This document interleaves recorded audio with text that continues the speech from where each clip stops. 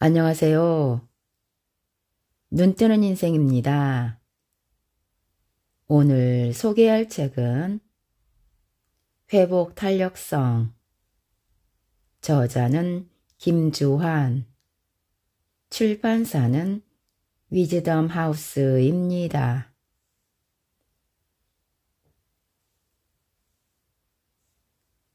회복 탄력성이란 무엇인가? 역경을 극복하는 힘이다. 회복 탄력성은 자신에게 닥치는 온갖 역경과 어려움을 오히려 도약의 발판으로 삼는 힘이다. 성공은 어려움이나 실패가 없는 상태가 아니라 역경과 시련을 극복해낸 상태를 말한다.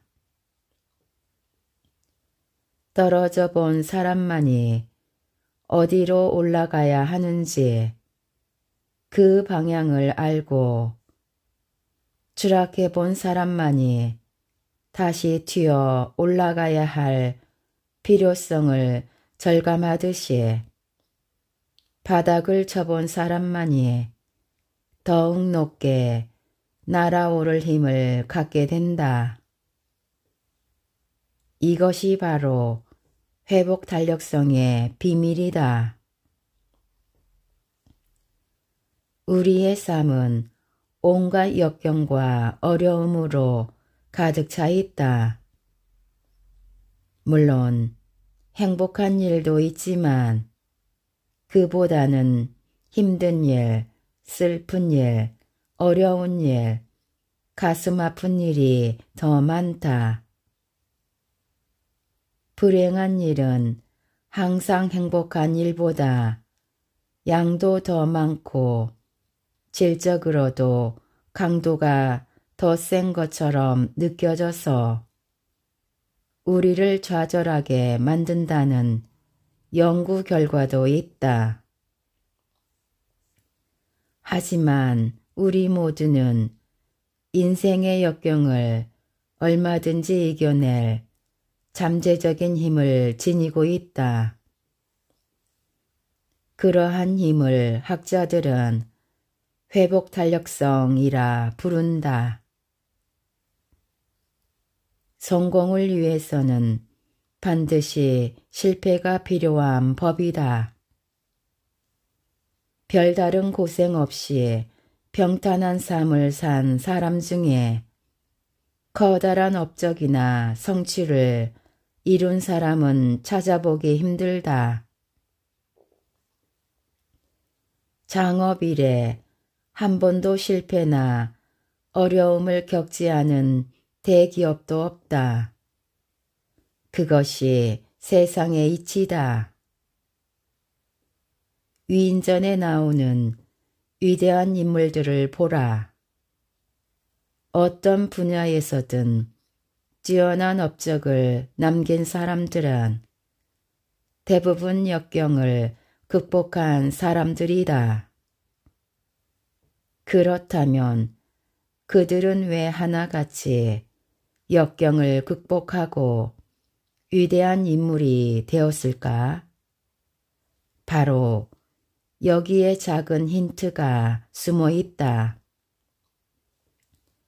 위인들은 역경에도 불구하고 위인이 된 것이 아니라 사실 역경 덕분에 위대한 업적을 이룰 수 있었던 것이다.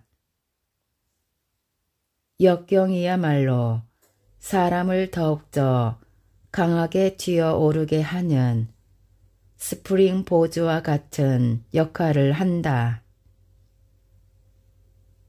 한 마리의 개구리도 앞으로 뛰려면 반드시 뒤로 움츠려야만 하는 법이다. 만약 모든 일이 술술 풀려 인생의 그 어떤 시련도 없었더라면 가장 위대한 대통령으로 칭송받는 링컨도 보잘것없는 시골 변호사로 생을 마감했을 것이고 처칠 수상은 평생 자그마한 사업이나 운영했을 것이며 이순신 장군은 이름 없는 말단 장군으로 전전하다가 정년퇴임 당하고 말았을 것이다. 역경으로 인해 나락으로 떨어졌다가도 강한 회복 탄력성으로 되튀어 오르는 이러한 사람들은 대부분의 경우 원래 있었던 위치보다 더 높은 곳까지 올라간다. 그야말로 실패를 성공의 원동력으로 오늘의 아픔을 내일의 기쁨의 원천으로 삼는 셈이다. 이들에게는 역풍이 오히려 반가운 존재다. 마치 하늘을 나는 연처럼 바람이 불면 더욱더 높이 날아오르기 때문이다. 그런데 이러한 회복 탄력성을 누구나 다 발휘할 수 있는 것은 아니다. 마치 고무공처럼 강하게 되튀어 오르는 사람이 있는가 하면 유리공처럼 바닥에 떨어지는 즉시 산산조각 나서 부서져 버리는 사람도 있다. 통계적으로 보면 고무공보다는 유리공의 비율이 2배 이상 더 많다. 실패를 성공의 도약으로 삼는 사람들이 오히려 소수다. 따라서 세상에는 성공한 사람보다는 실패한 사람의 숫자가 언제나 훨씬 더 많은 법이다. 회복 탄력성은 마음의 근력과 같다.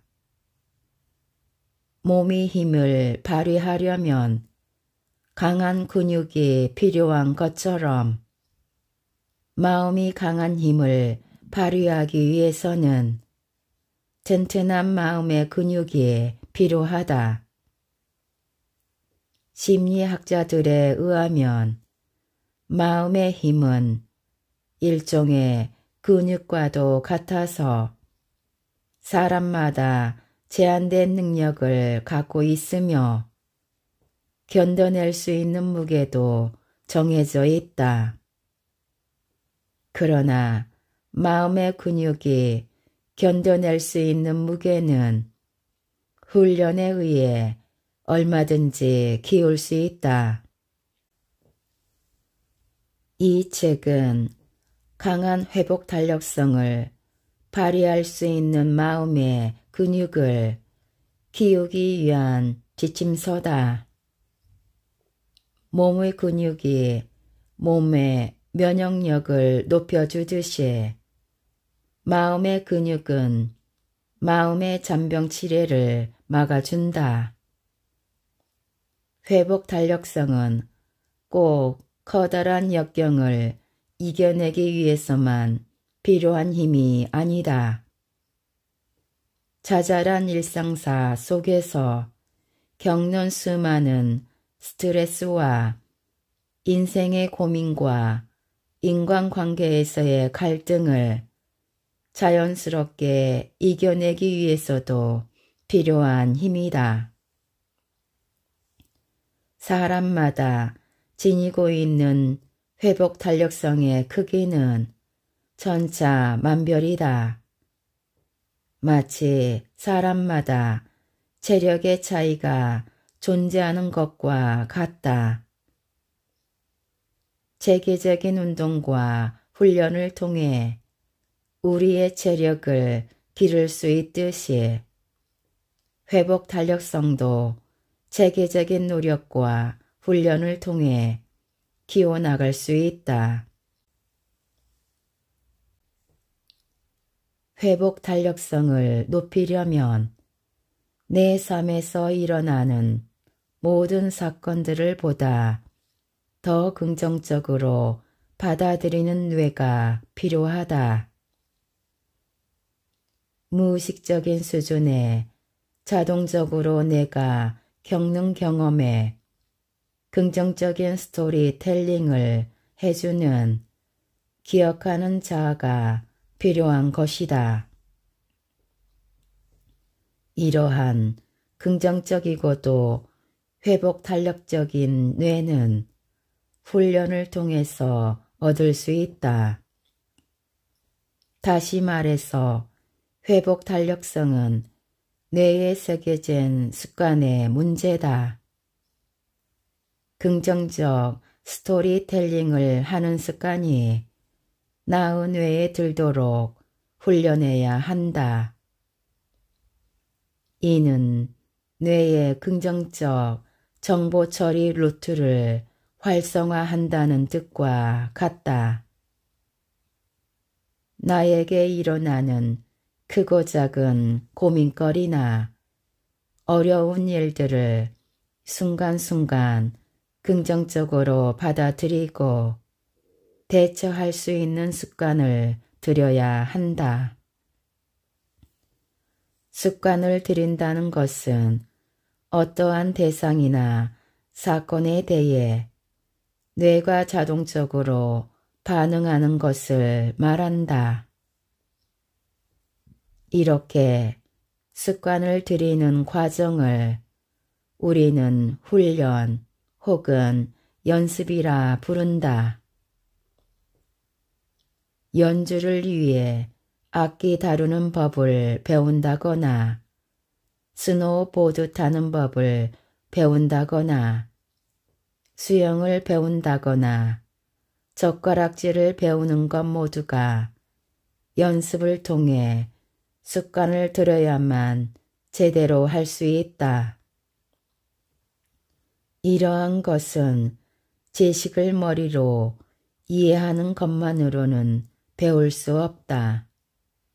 즉, 악기 다루는 법이나 젓가락질을 하는 법을 아무리 자세히 가르쳐주고 또 그것을 잘 이해하고 완벽하게 암기했다고 해서 악기를 다룰 수 있게 되거나 젓가락질이 능숙해지지는 않는다. 상당 기간의 연습 없이는 그러한 지식을 체득할 수 없다. 지식에는 두 가지 종류가 있다. 배움을 통해 얻어지는 명시적 지식과 익힘을 통해 얻어지는 암묵적 지식이다. 명시적 지식은 머리로 배우는 것이고 암묵적 지식은 몸으로 익히는 것이다. 명시적 지식은 암기해야 내 것이 되지만 암묵적 지식은 습관을 들여야 내 것이 된다.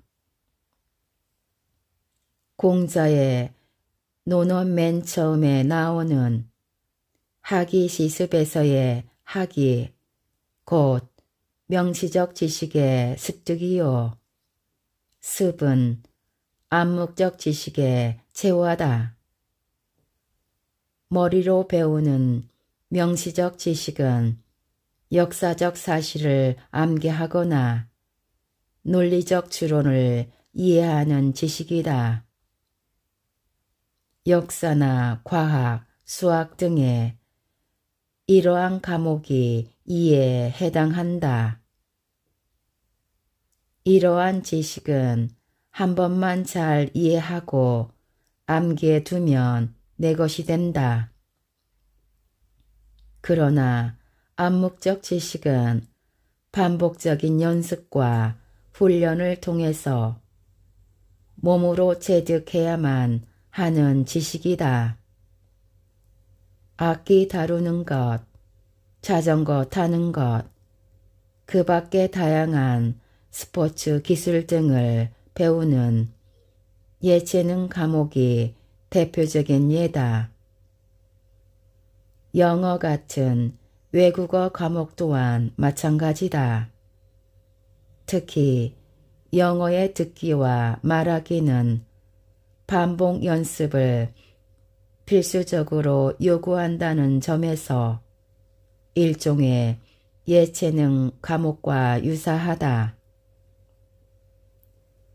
이러한 암묵적 지식은 우리가 흔히 말하는 몸에 배게 한다는 것이며 이는 곧 습관을 들인다는 뜻이다.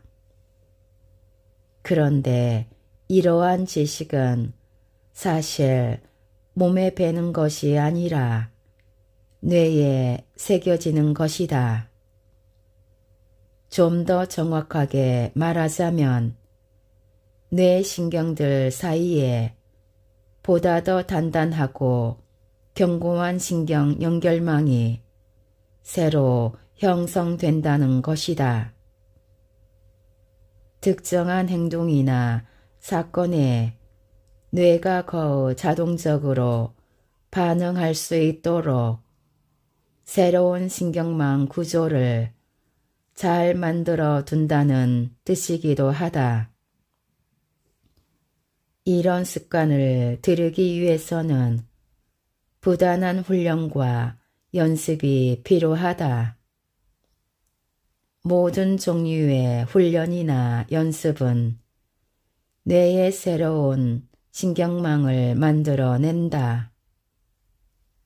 그런데 새로운 신경망이 형성되려면 뇌련의 수상돌기와 죽색돌기를 이어주는 시냅스 부분에 새로운 단백질 합성이 일어나 일정한 형태로 자라야 한다.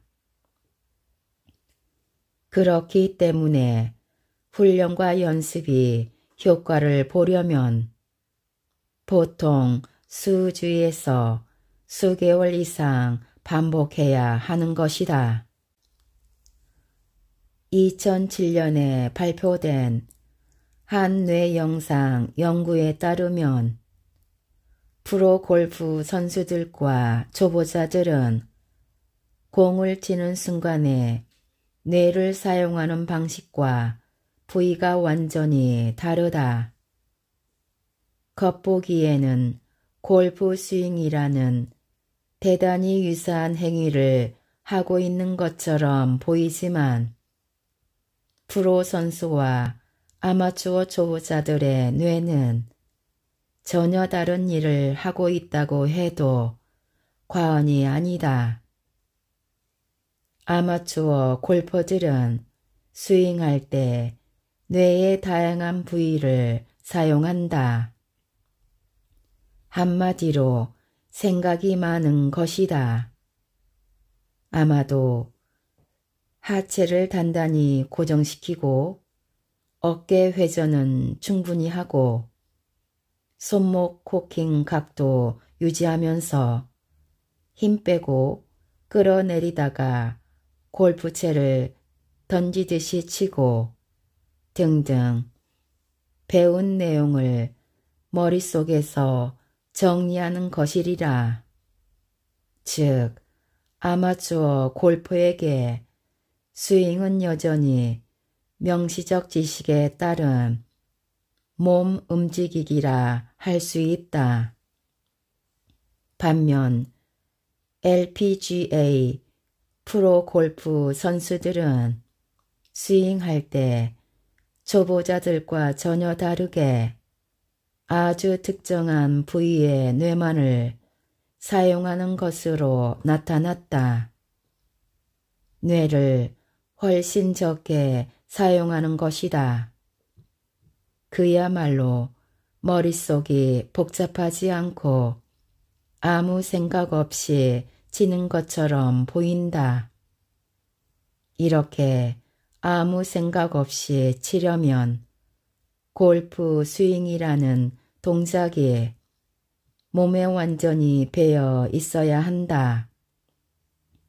다시 말해서 뇌의 그러한 동작을 가능하게 하는 신경망 구조가 잘 형성되어 있어서 골프 스윙할 때마다 뇌의 여러 분야에 저장되어 있는 다양한 정보를 다시 긁어 모으는 복잡한 일을 할 필요가 없다.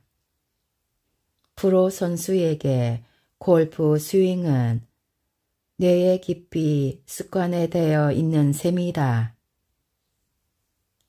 회복 탄력성의 습득도 이러한 훈련과 연습의 과정을 거쳐야 한다.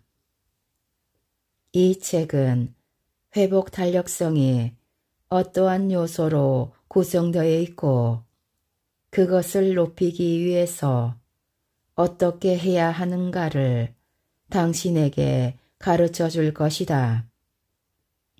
그러나 그러한 명시적 지식을 머리로만 이해해서는 회복 탄력성 증진에 별 도움이 되지 않는다. 그러한 지식이 암묵적 지식이 되어 당신의 뇌에 확실한 회복 탄력성의 신경망 구조를 형성할 때까지 반복적으로 훈련해야 한다. 회복 탄력성은 당신이 들어야 할 좋은 습관에 의해 길러진다. 그러한 훈련은 뇌를 재회로화시키는 일이다. 부정적인 사건에 긍정적으로 대처할 수 있도록 뇌의 반응 기제를 바꾸는 일이다. 즉, 당신의 뇌를 긍정적인 뇌로 만드는 일이다. 이러한 변화에는 시간이 필요하다. 반복적인 훈련도 필요하다. 이러한 훈련은 우리의 뇌가 원하는 방향으로 우리의 몸과 마음을 저절로 움직일 수 있도록 해준다.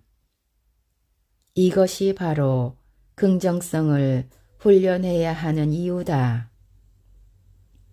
3주가량 꾸준히 노력하면 특별히 의식하지 않아도 저절로 뇌가 내게 벌어지는 상황을 긍정적으로 판단하고 좋은 방향으로 정보를 처리하는 습관이 들기 시작한다.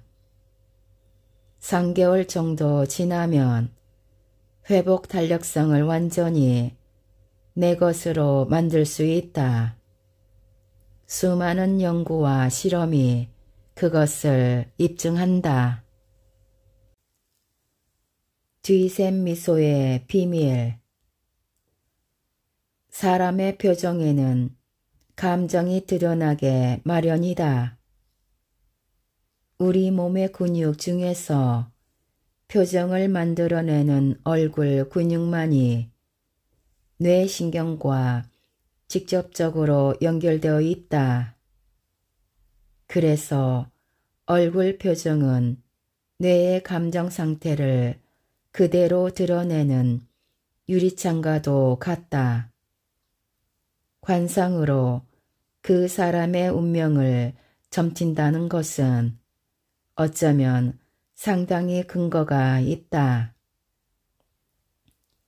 얼굴 표정에 대한 본격적인 연구를 했던 심리학자 폴 에크만은 인간의 웃음 중에서도 긍정적 정서가 반영된 환한 웃음을 뒤센의 미소라 이름 지었다.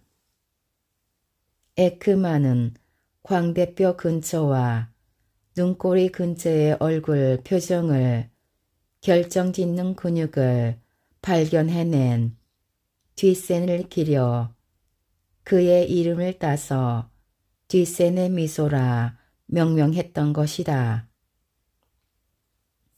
이러한 뒷센의 미소를 짓는 사람들의 뇌는 기본적으로 긍정적인 정서를 타고난다고 볼 수 있다. 이러한 긍정적 정서야말로 회복 탄력성의 원천이다.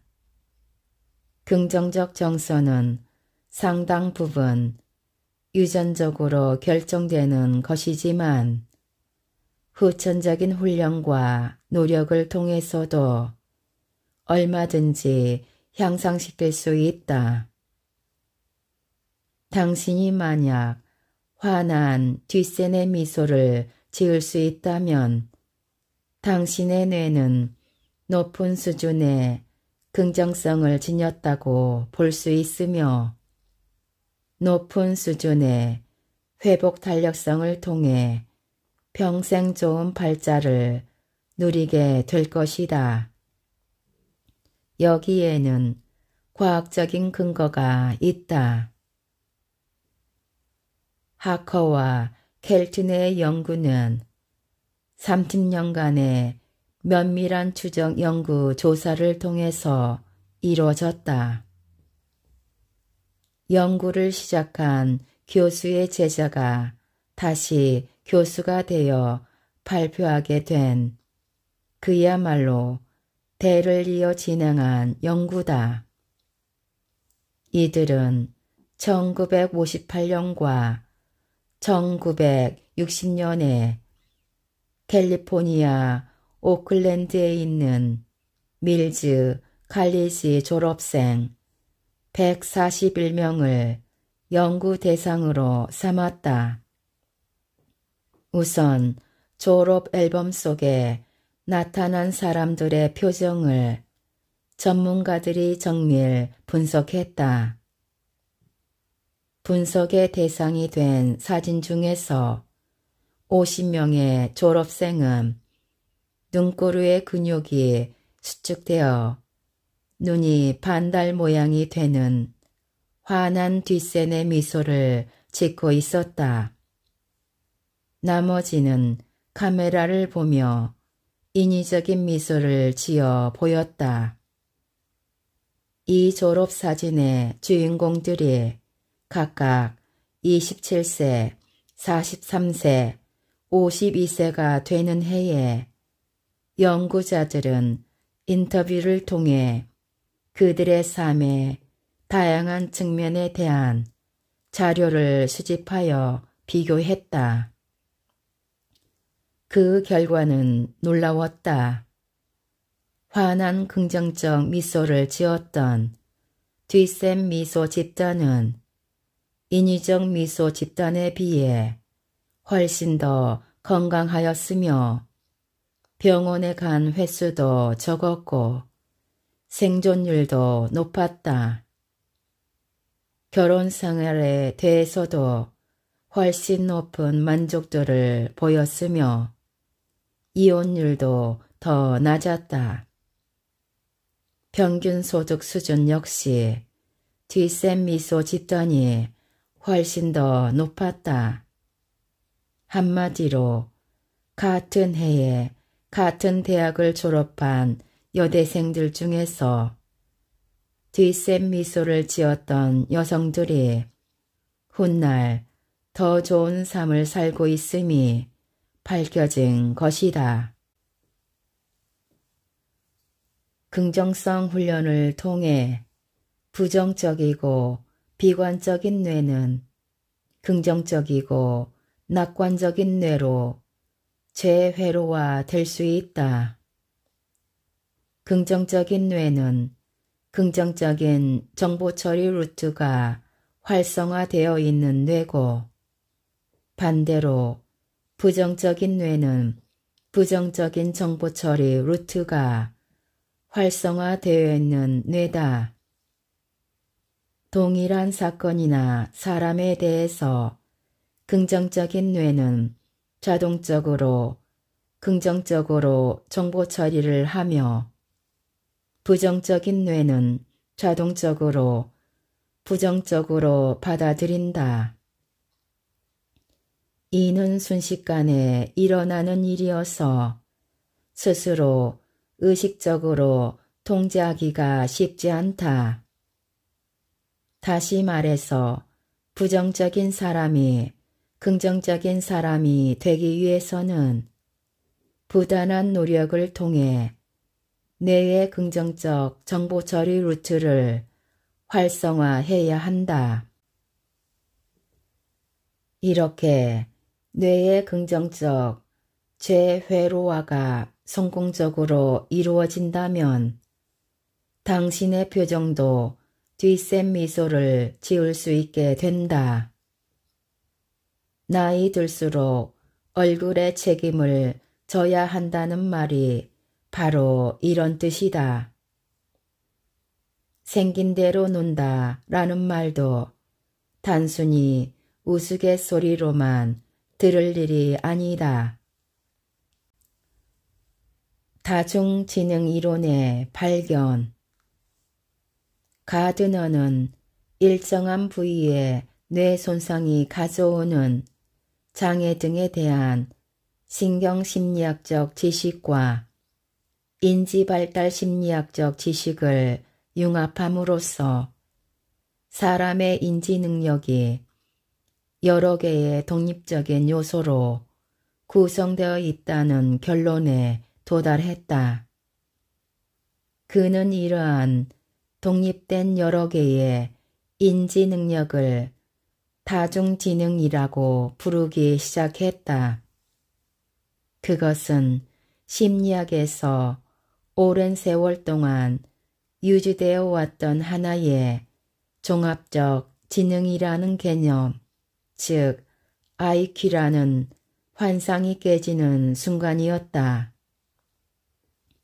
지능은 한 덩어리이며 IQ가 높은 사람은 머리가 좋기 때문에 무엇이든 잘할 수 있고 IQ가 낮은 사람은 머리가 나쁘기 때문에 아무것도 잘할 수 없다는 믿음은 폐기되기 시작했다.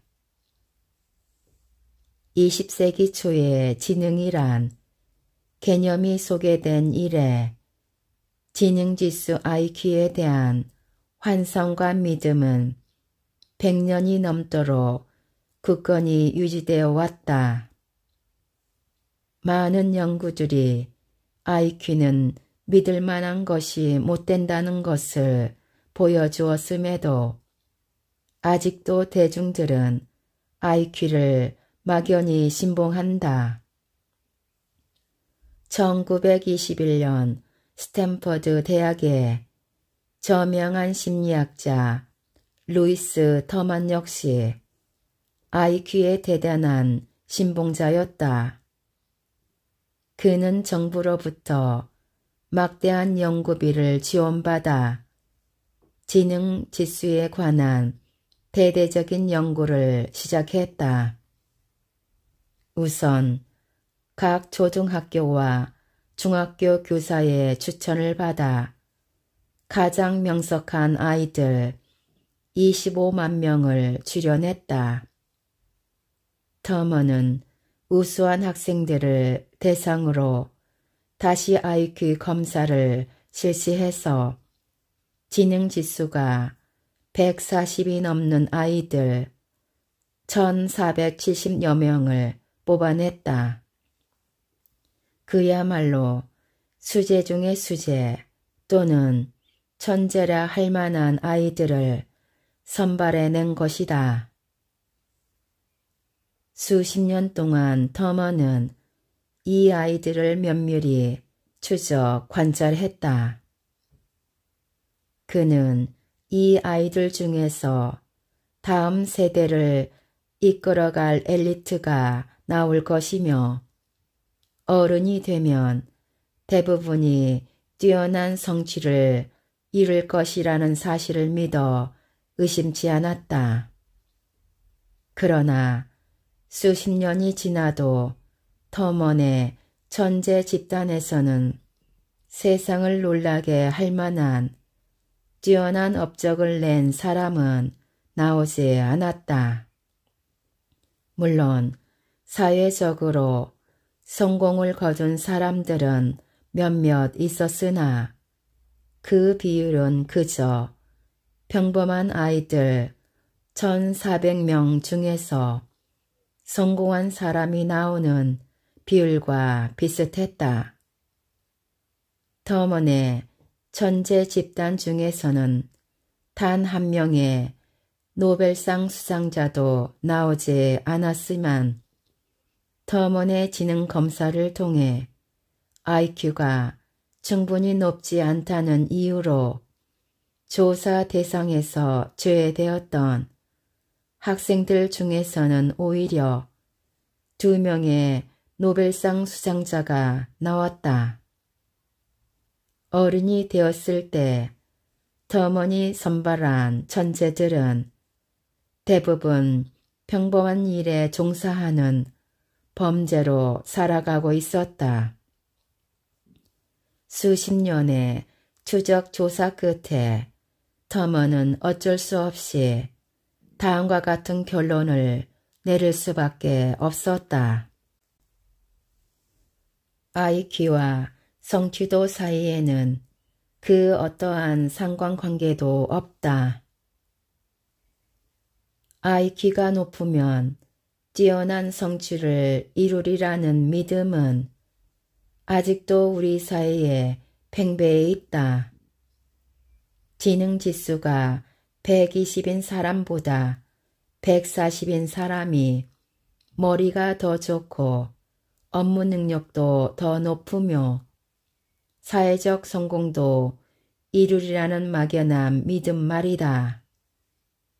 물론 지능지수가 학업이나 업무 성취 능력과 전혀 상관없다는 뜻은 아니다.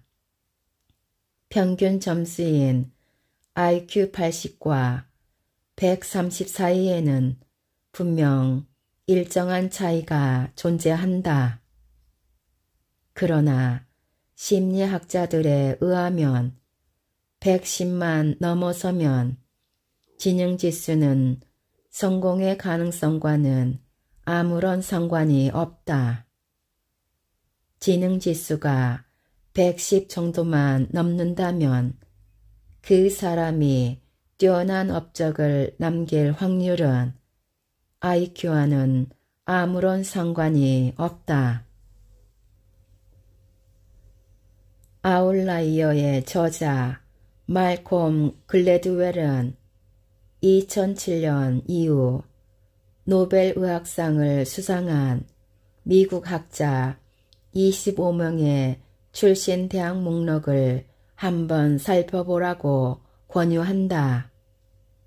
노벨상 수상자이니까 당연히 인류 대학 출신일 거라고. 그렇지 않다. 물론 하버드나 예일 대학도 있지만 해밀턴 대학, 케이스 기술대학, 홀리크로스 대학, 헌터 대학 등 잘 알려지지 않은 대학 출신도 많다. 즉, 고등학교 시절 그렇게 뛰어난 학생이 아니었어도 얼마든지 노벨상을 받을 만큼 훌륭한 학자가 될 수 있다는 뜻이다. 노벨 화학상 수상자의 출신 대학 역시 마찬가지다. 하버드나 스탠퍼드 대학 출신도 물론 있지만 롤린스 대학, 르린넬 대학, 베레아 대학, 아우스버그 대학 등 잘 알려지지 않은 대학 출신도 많다. 고등학교 졸업하고 대학 갈 때 그저 웬만한 대학에 들어갈 정도만 똑똑하면 훗날 노벨상을 받는데 아무런 문제가 없다는 것은 이처럼 분명한 사실이다. 그렇다면 이렇게 기본적인 수준의 지능을 지닌 사람이 뛰어난 업적을 남길 정도로 놀라운 성취력을 발휘하게 하는 원동력은 무엇일까? 여기서 하워드 가드너의 다중지능 이론이 힘을 발휘한다. 하워드 가드너의 다중지능 이론은 인간의 능력이 몇 개로 구분되는 별개의 지능으로 구성되어 있다고 본다. 다중지능 이론은 인간의 능력에 대한 이해를 근본적으로 바꾸어 놓았고 인간의 능력을 개발시키려는 교육학에 많은 영향을 미쳤다.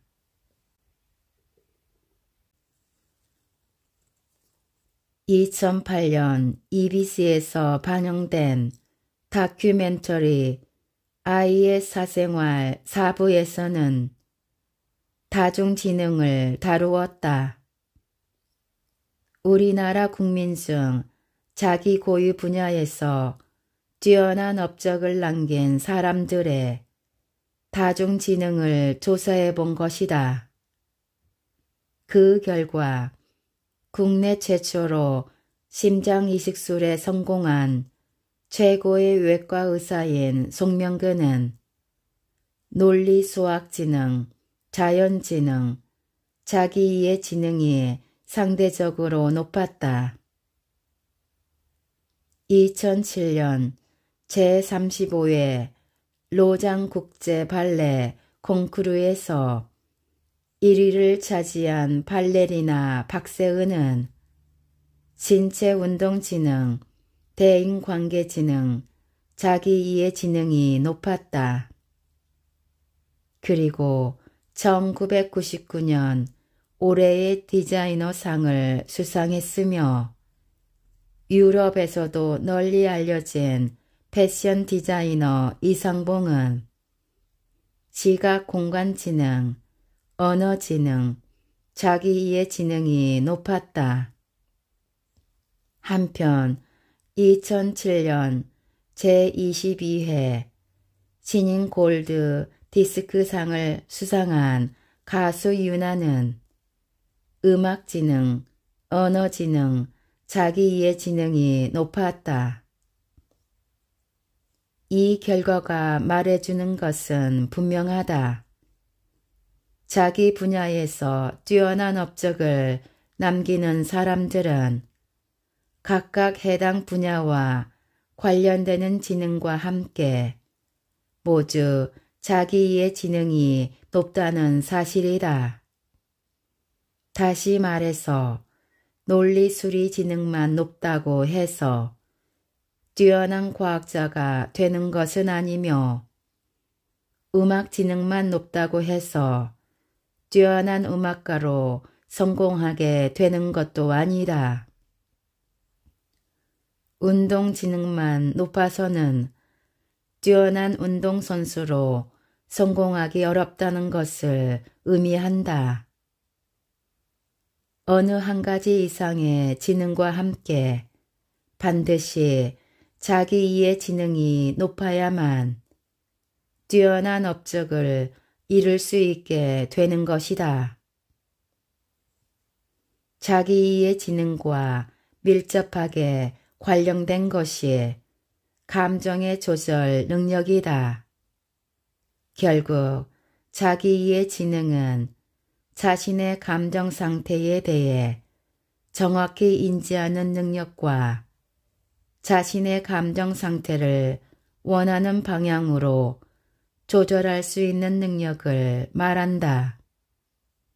그리고 대인관계 지능은 다른 사람들의 기분이나 감정 상태를 잘 파악하여 분위기를 맞추고 타인의 태도에 영향을 미치는 능력이다. 이러한 지능은 흔히 리더십과 설득력으로 나타난다. 어떤 분야에서든 뛰어난 성취를 이루기 위해서 그리고 나아가 성공적인 삶을 위해서 이러한 인성지능이 반드시 필요한 것은 어찌 보면 당연한 일이다.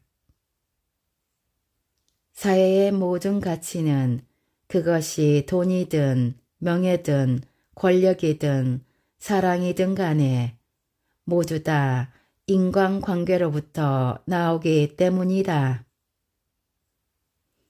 우리가 인생에서 성취 혹은 성공이라고 부르는 모든 것의 기본에는 인간관계가 깔려 있다. 그리고 그 인간관계를 잘 맺고 유지하고 조절하고 갈등을 관리하는 능력이 바로 인성지능이다. 회복 탄력성을 이루는 핵심 요소에 이러한 인성지능이 포함된다는 것은 전혀 우연이 아니다. 특히 자기이해 지능은 다른 지능의 발휘를 돕는 일종의 지능의 지능, 즉 메타 지능이라 부를 수 있다.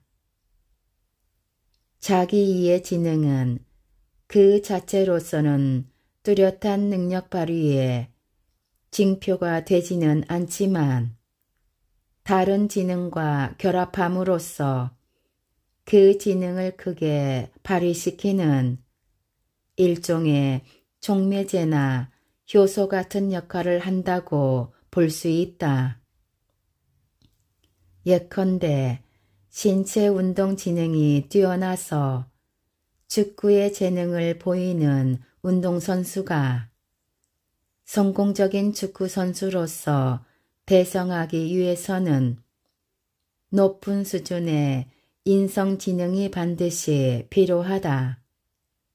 그래야 다른 팀 구성원들과의 관계나 감독, 코치와의 관계, 그리고 그 밖의 여러 인간관계를 통해 인정받고 심리적 안정도 얻고 동기부여와 자신감도 얻어서 축구 선수로서 그리고 한 인간으로서 계속 성장해 나갈 수 있기 때문이다.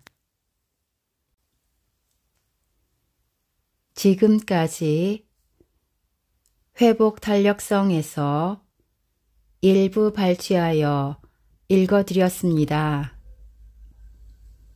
좋은 책을 써주시고 편해주셔서 감사합니다. 우리 모두 책을 읽고 점점 더 성장해 갔으면 합니다. 감사합니다.